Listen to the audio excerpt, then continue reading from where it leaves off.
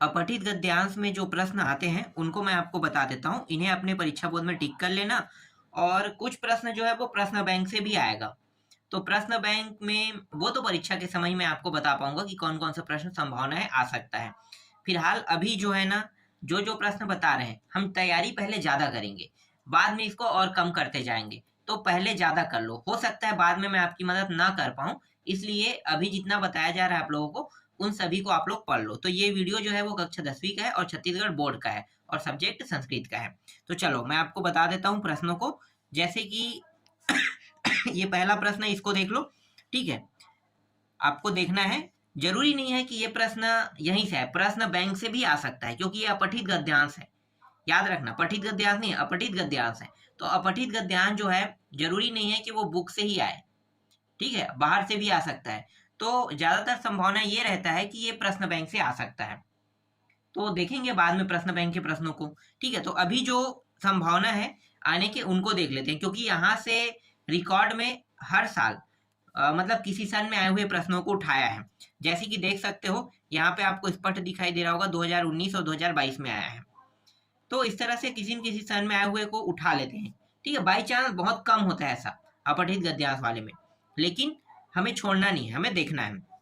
तो ये प्रश्न आप देख सकते हो, बहुत सरल रहता है। देखो क्या है कि उत्तर इसी में है और यहाँ पे प्रश्न है, तो प्रश्न में क्या करना है, उत्तर छांटना। कैसे छांटोगे, तो देखो ये पहला प्रश्न, प्रतिदिन का न्यून भवेत लिखा हुआ है। अब हमें ऐसे चीजों को ढूंढना है, ठीक है, जो लिखा होगा। तो हम खोज लेते हैं भाई कि कहाँ पे लिखा है, तो देख लेते हैं, यहाँ पे थोड़ा सा ढूंढ लेते हैं कहाँ पे है। यहाँ पे दिखाई दे रहा है क्या, जीवन समय, और ये हो गया चिंतन करनी। ये देखो बीच में छुपा हुआ था, भवेत लिखा हुआ है। देखो मुझे पीछे के शब्द मिल गया ना, तो भवेत से मैंने इसे थोड़ा सा दिमाग लगाया कि ये हो सकता है। तो देखो भवेत है यहाँ पे, और ये क्या है, न्यूनेन आगे मिल गया। जरूरी नहीं कि यही शब्द मिले, हम पीछे को भी देख सकते हैं। तो देखो पीछे मिल गया, मतलब क्या है, दिने दिने स्वार्था न्यूनेन भवेत। आप इस पूरे लाइन को लिख सकते हैं, या एक शब्द में उत्तर आप सिर्फ स्वार्था को भी ले सकते हो। ठीक है, क के जगह में आप क्या लिख सकते हैं, स्वार्था। देखो आसान था।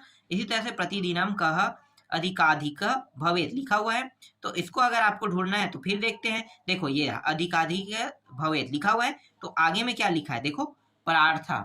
ठीक है, तो इस तरह से आपको ढूंढना है, तो आसान है ढूंढना, तो आप सीख गए ना। ठीक है, एक दो वीडियो में ज्यादा आपको टफ नहीं लगेगा, ये बहुत आसान रहता है, आप सीख जाओगे इसको। हर प्रश्नों का उत्तर आपको इसी तरह से दिमाग लगा के ढूंढना है, और सबका उत्तर मिल जाएगा, ऐसा नहीं है कि नहीं मिलेगा। ठीक है, सबका उत्तर मिल जाएगा। तो चलो आगे देखते हैं।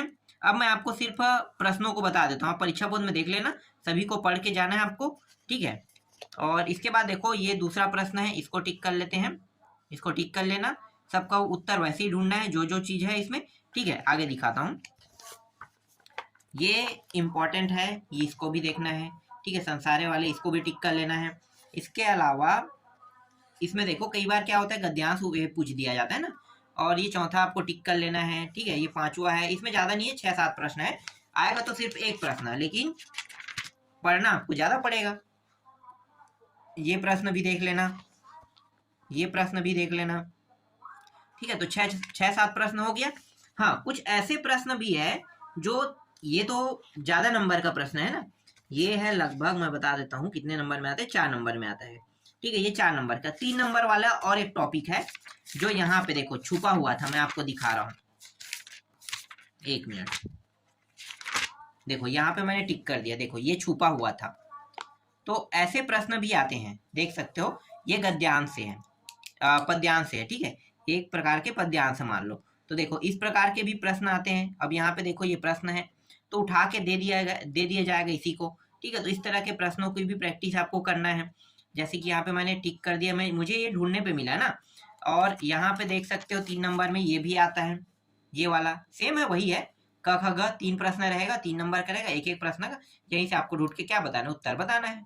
ठीक है, ये भी देख लेना, ये आपको अध्याय 3 में मिलेगा।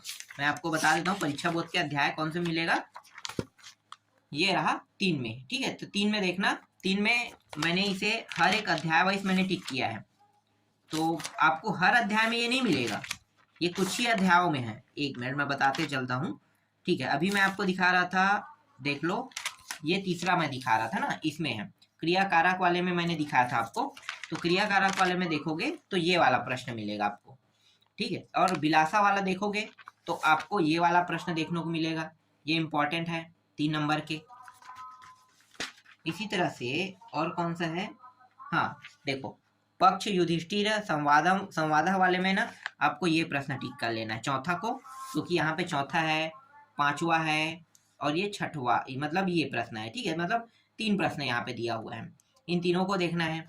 इसके बाद और कुछ है क्या, 6 में नहीं है, 7 में है, 7 में देखो सुभाषितानी, सबसे ज्यादा प्रश्न सुभाषितानी से पूछे जाते हैं। तो 10 श्लोक अगर याद कर लोगे तो 10 श्लोकों से आपको आसानी से इन सभी के उत्तर मिल जाएंगे, जैसे कि ये देख सकते हो। ठीक है, इसमें जितने भी प्रश्न है उनको देखना है, 3 ही प्रश्न आएगा, यहाँ से ज्यादा नहीं आएगा। और ये देखो, ये कौन से सन में है, 2022 में आया भी है। ठीक है, हिंदी अनुवाद में आया होगा। तो 3 प्रश्न, जैसे कि यहाँ पे देखो क ख ग, तो इस तरह से प्रश्न दिए हैं। चलो आगे दिखाता हूँ। और ये रहा, देखो ये वाला प्रश्न इंपॉर्टेंट है, इसको भी देख लेना है। और यहाँ पे देखो ये वाला इंपॉर्टेंट है। ठीक है, ये जो है स्वामी आत्मानंद वाला है ना, तो ये वाले अध्याय में आपको देखना है। ये वाले अध्याय में आपको ये देखने को मिलेगा, ये वाला प्रश्न।